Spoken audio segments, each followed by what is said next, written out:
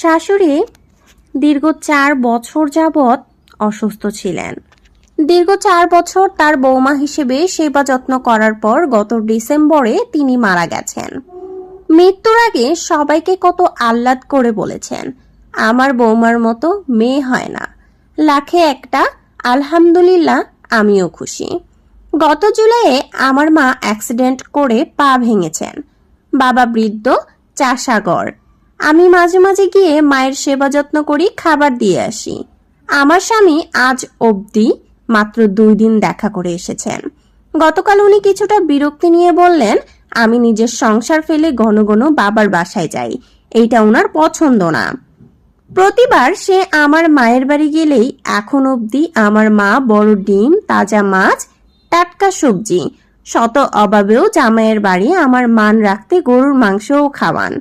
আর আমি এসব না পেয়েও নিঃস্বার্থে তার মাকে নিজের মনেই যত্ন করতাম। আচ্ছা, ওদের কি শাশুড়ির প্রতি দায়িত্ব নেই? গলা দিয়ে অত আপ্যায়ন নামে কিভাবে?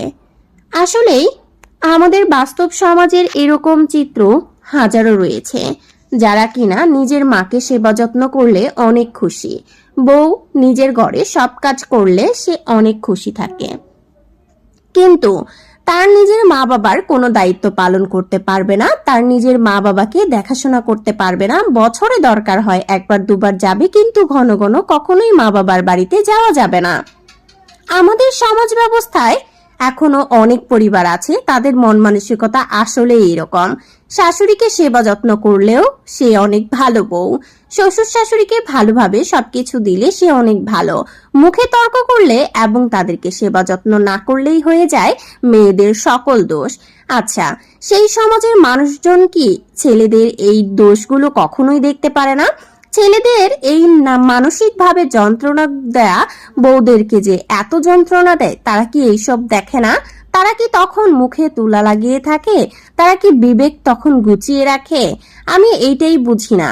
মেয়ের মা বাবা যেমন মন চায় তেমন হোক, মেয়েকে বিয়ে দিয়ে দিয়েছে মানে মেয়ে আর কখনো সেখানে আহ্লাদ করতে পারবে না, মা বাবার বিপদে আপদে যেতে পারবে না, তাদেরকে দেখতে পারবে না।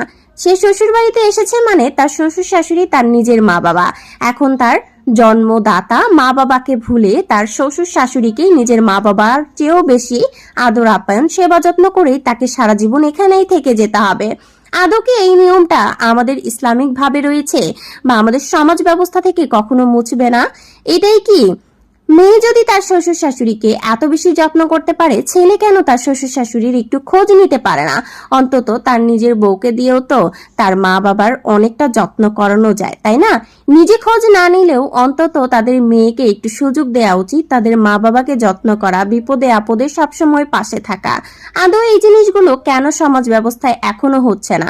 আপনি কি চান এই জিনিসগুলো আদৌ হোক? তাহলে আপনি নিজের থেকে